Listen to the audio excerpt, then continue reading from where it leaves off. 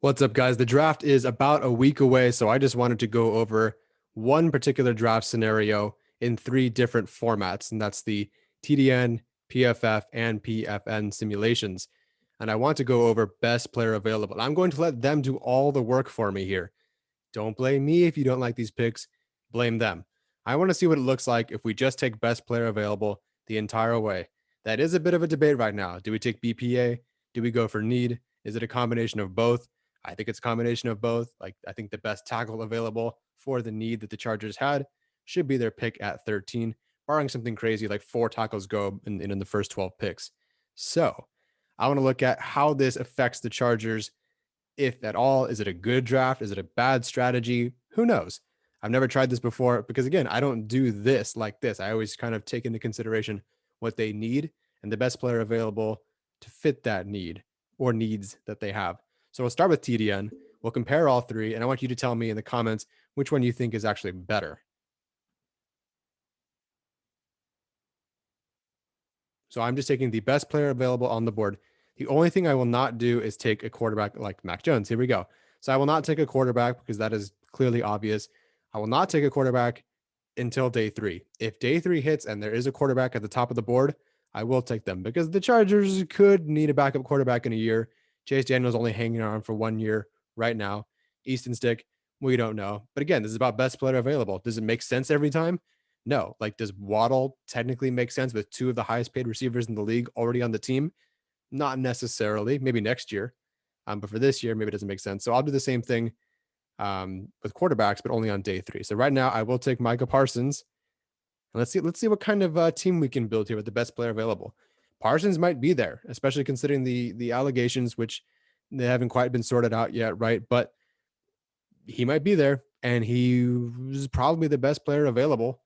I certainly, in that spot, I think he would have been my best player available as well. So it makes sense in that respect. Okay, Travis Etienne is the next pick.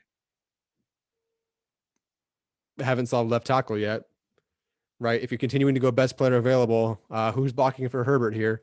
Alejandro Villanueva, who gave up 42, 44 pressures last season. I don't know. Maybe we'll get a tackle here. No, we can't get a tackle. Why? Because we are going corner.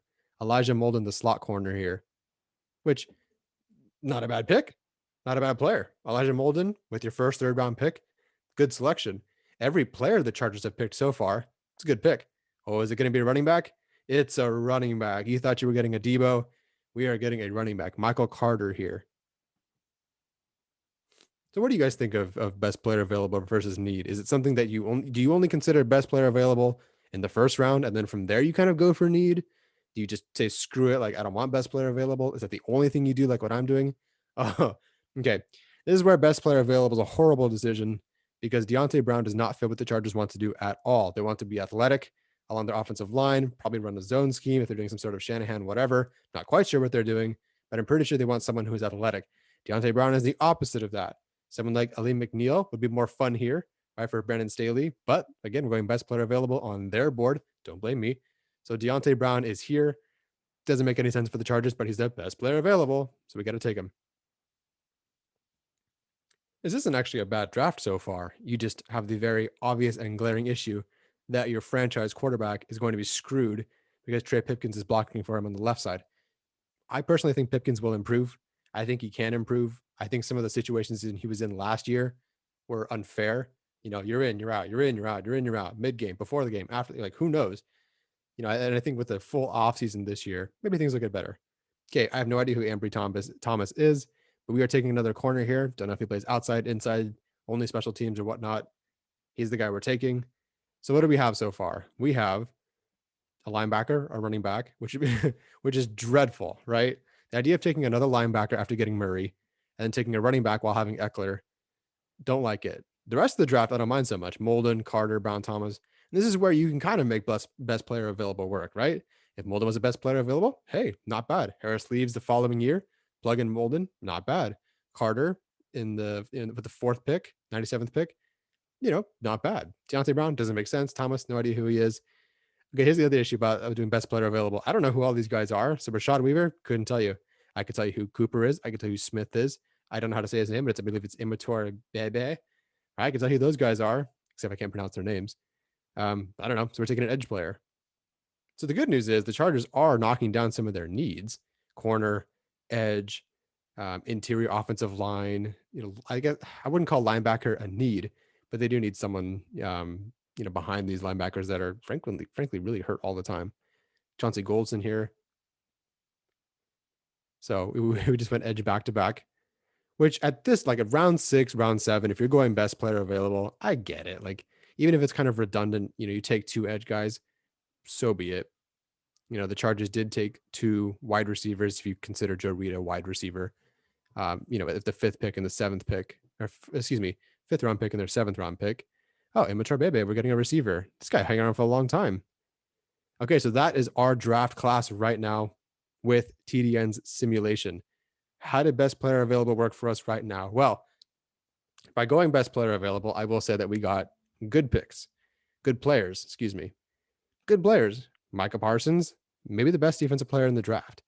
ETN, probably running back 3, a great weapon, right? Molden, good slot corner. Carter, good running back. Carter would be a pretty good comp. Like Javonte Williams in the 2nd round would be a great compliment to Austin Eckler, but that's the 2nd round.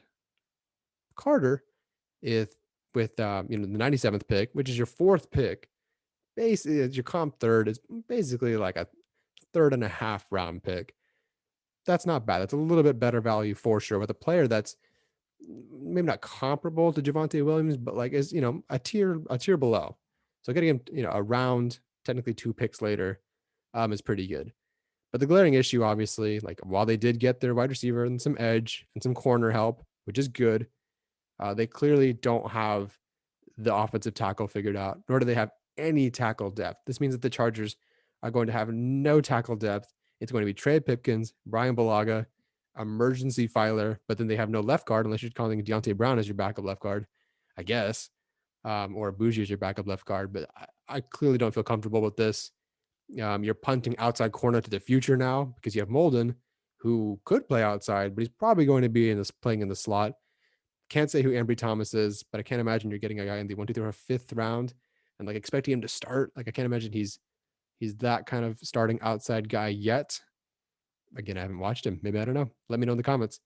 So this draft, like, what do you grade it? Like in terms of the picks that they made, it's probably like a B something. Although Brown doesn't make sense for the team, but considering they failed to get a left tackle here and failed to really get themselves a good outside corner opposite of Davis, it's a C probably. But I don't know. Maybe you like it more than I do. Let's go to PFFs. PFFs, everyone's favorites. The only thing I've adjusted for this one, outside of a little less random, is I wanted the board to be completely PFF. I want them to I want to see their board, not the public's board, their board, which is a lot different than TDN's board. And frankly, I don't really agree with their board all that much. I do like TDN's more, but let's do it. What kind of picks do we get here? I'm also not going to trade either. I don't want to trade. It's just gonna be too complicated, and we aren't able to match our drafts up too much. Let's start this draft. Blah blah blah blah blah. Who's oh god. Okay, so but this is the conversation, right? You have Jalen Waddle on the board, and you have Rashawn Slater there as well, and Christian Darrisaw. You need a tackle so bad. Do you need a wide receiver this year? No. Future? Yes. Do you need a player like Waddle on your team? Totally. Absolutely. Over Slater and over Darrisaw? Well, don't blame me. Blame PFF. Here we go. And of course, the question becomes, can we make up for this mistake, right? Can we get that tackle later on? Let's find out. Oh, I guess we're going all Alabama this draft. So we'll go with Alex Leatherwood here. So this would be a pretty good scenario for the Chargers. Spoiler alerts, if you haven't watched the video, the episode yet, we did talk about Alex Leatherwood at 13, not as a legitimate thing that we go to bat for, but something that could happen because we don't know how the NFL has these guys graded. We hear it's all over the place. Typically other than Sewell Slater or Slater Sewell, who's OT3? We really don't know. We think it's Darrisaw, but people have Jenkins, people have Cosme. Darrisaw I feel like is either an OT3 or OT 6 for some people. So Leatherwood could be in there as OT4. And if you start taking away some guys based on measurables, like maybe I don't like Jenkins because he's a right tackle and he's 23. I don't like Vera Tucker because he's really a guard. I don't like Slater because he doesn't fit as my tackle, right? What the Chargers did with Lamp, move him inside, same kind of thing. So maybe they're really looking at like, okay, inconsistent Cosme, high ceiling, but inconsistent. Right tackle Jenkins, let's say Darrisaw's off the board. Leatherwood might be their pick. Food for thought. So let's go with Leatherwood here.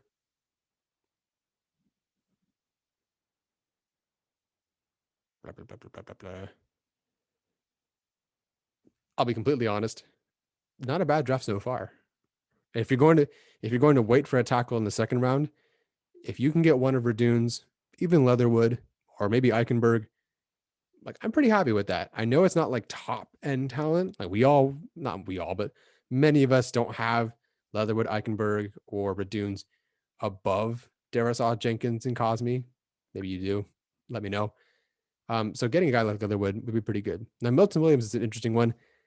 I don't like him here that much. Like I love his versatility, and it's true. Like he can play 3-4 defensive end. He can rush from the inside. He can stand up and rush. He put on I think 20 or 25 pounds this past year, and it does look good on him. It looks good on him. So drafting him here, like I don't know. I would rather have like someone like Joe Tryon. I think is a little more like defined role, bigger school, obviously, or Brady Christensen if the Chargers want to go that way. But it's PFF's board, so Milton Williams it is. It's not a bad pick. I just think like 97 would be my preference for him, not quite 77. Plus, I'm so already let down by the guys from Louisiana Tech that don't make the team.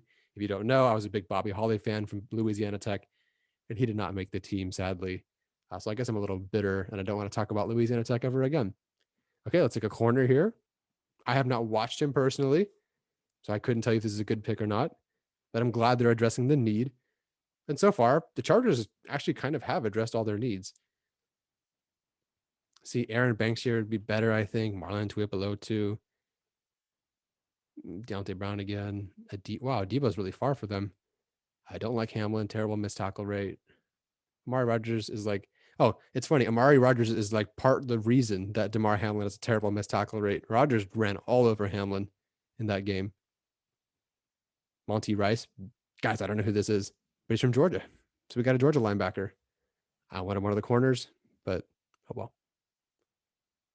So, like it's a good draft. Like so far, I think I like this draft. I think I like it more than TDN's draft so far. Oh, well, now I have to love it. Drew Dahlman, are you kidding me? Josh Myers being here is really interesting. I have him, I guess I agree with more with PFF here with Myers than I do TDN. Drew Dahlman, I considered either doing this video or a breakdown. I might do both this week, but I do have film ready for Drew Dahlman, and just watching him play, aside from his anchor and his play strength being an obvious weakness, there's a play where he legitimately gets bowled over onto his back at the goal line. He is a very, very talented, athletic player. He tested as such with a dad who played at Stanford and with the 49ers. You made it to Stanford. Like, you're probably not that dumb, right? So I really like Dahlman here. So you know what? I actually like this pick. Wow. For as bad as PFF's people are, the people, the talking heads, if you will, the simulation's not bad. I never go here because I still think they're a little off on, they just kind of grade guys, and I don't really like where they have him ranked, but not bad. Okay. I'm not going to say his first name because I don't want to screw it up, but halfback from Oklahoma. Okay. All right, let's do it. 6th round pick. And, the Chargers could take a running back here.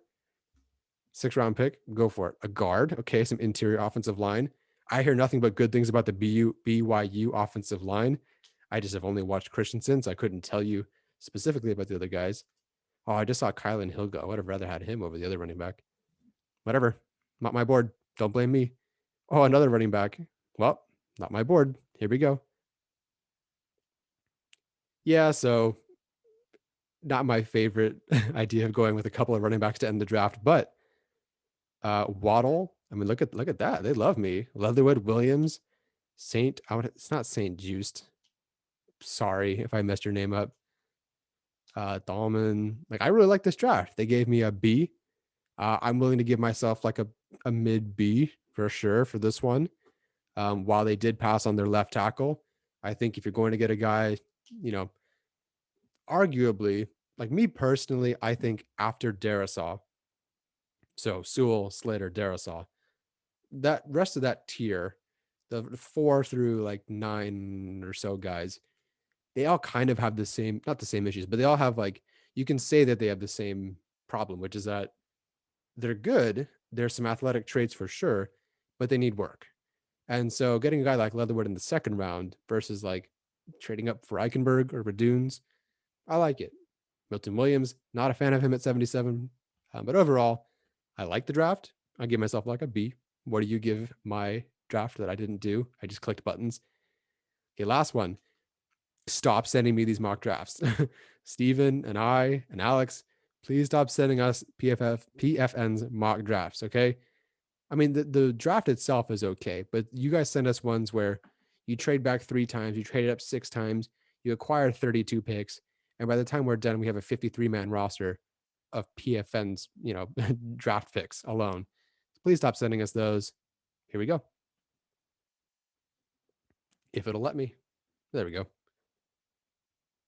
This one should be pretty quick too. I do not want to trade. I do like the idea of trading here to the Saints just because they have so much to give. But I can't do it. How do I get out of this? How do I just reject all of this? All right, I've been sitting here for a while. I edited this. I'm just going to stop here then and not do PFN simulation. They don't like me. Apparently, I can't do anything here. Which is fine. Like you've seen enough mock drafts. But basically, with the 2 simulations, or at least with the 2 entities that have mock drafts and do grade players between TDN and PFF, what did you think of our mock drafts? My mock drafts, where I didn't do any of the work other than clicking buttons. Do you like this scenario? Do you like this scenario instead? Do you agree with BPA? Did it work? Like, did the team get better? I think they got better. Did they fix all the problems? No. So what do you think? Is this a worthy way of going about the draft? Let me know in the comments below. And as always, bolt up.